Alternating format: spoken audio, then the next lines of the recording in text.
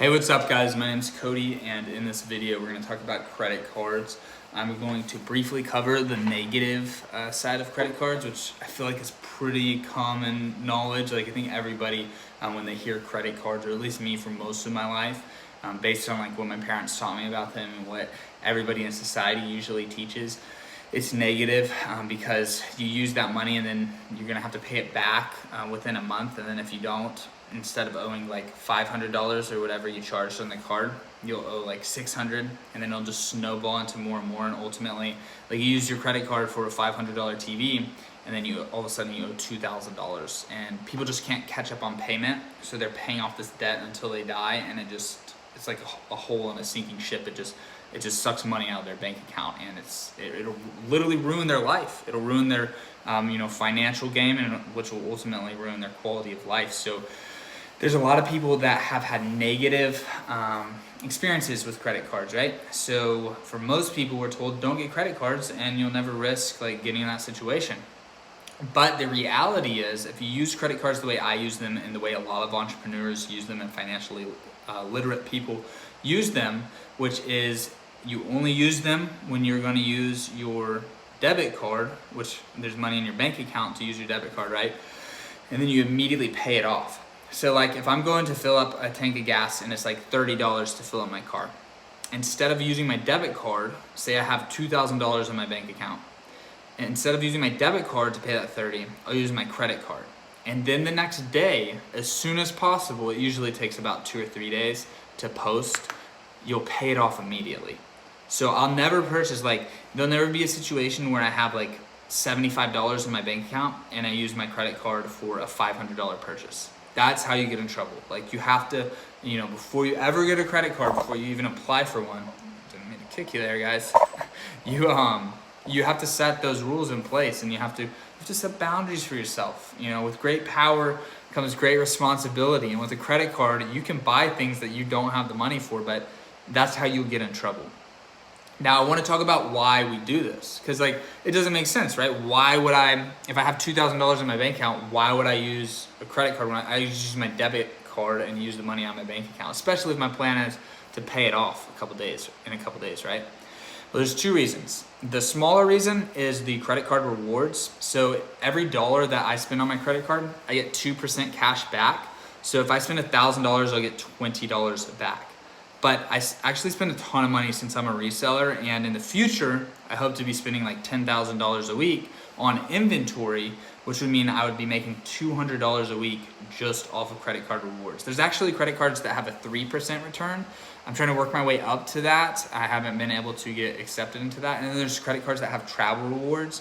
So basically, if you just spend money through your credit card instead of your debit, and then you just pay it off immediately, you get all of these free rewards. Now, obviously, the reason they do this is because there's a lot of irresponsible people that fall into the trap of saying, oh, I'm gonna use my credit card and pay it off, and then they procrastinate it, and then all of a sudden, when the payment's due, they can't come up with the money, and then they owe the bank that provided the credit card, like they owe them more than what they borrowed, and that's how these credit card companies make so much money, which is really sad. And like there's some people that think credit cards should be illegal.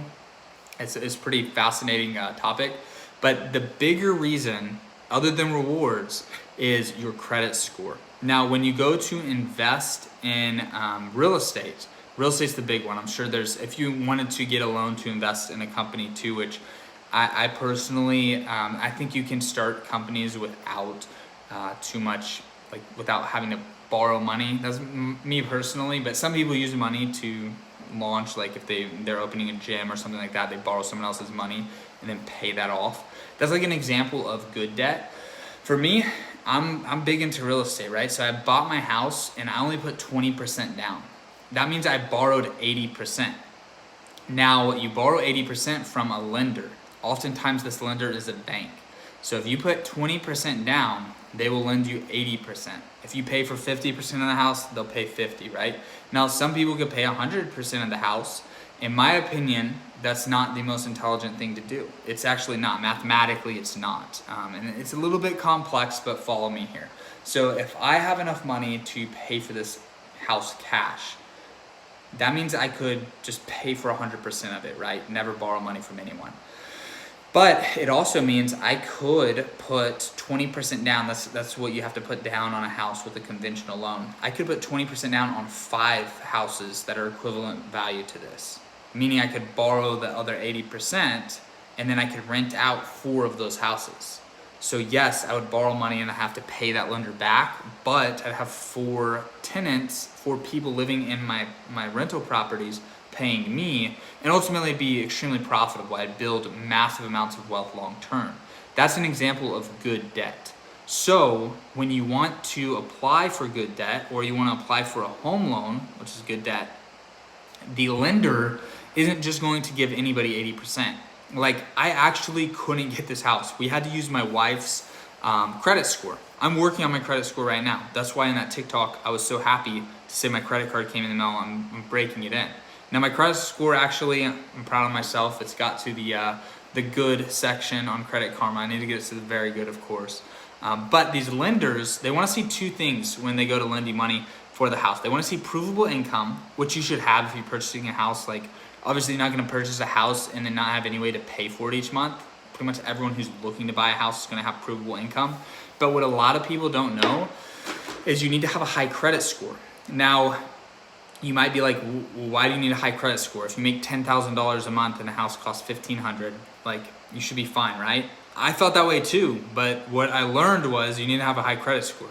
The reason why is a credit score shows these lenders, show these people that are giving us 80%, and they don't even know who we are.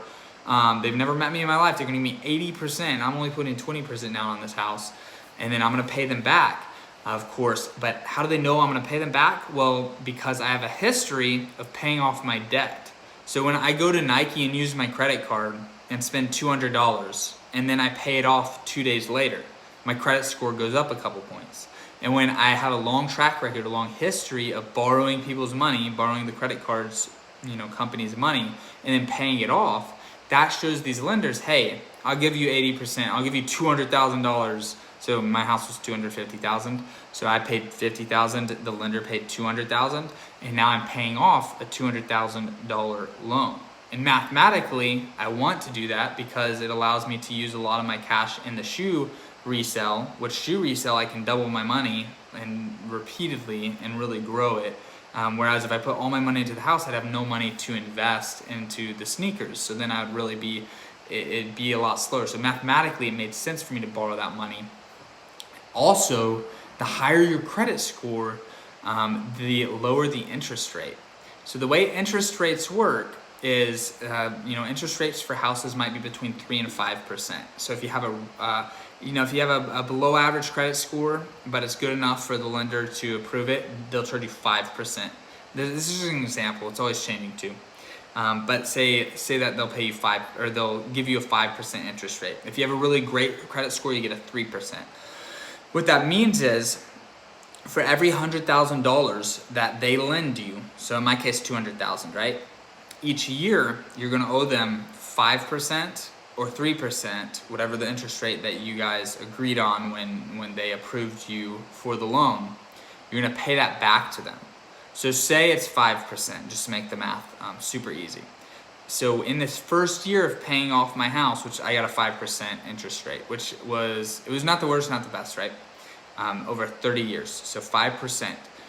This video is getting pretty personal here, but I don't mind it. So this is like really my situation right now. So over the first year of that loan, we're gonna do our monthly payments, which are about $1,600 a month. Let's say they're $1,500 just to make the math simple. So they're $1,500 a month. That means over the first year, doing math in my head here, that'll be $18,000 that we pay towards the house.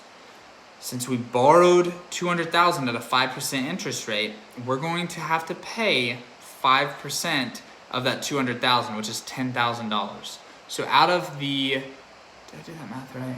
Out of the $18,000 that we pay towards the house in the first year, $10,000 of it is going to go towards the interest rate. So $10,000 we're never going to see again. That was the cost of borrowing that money.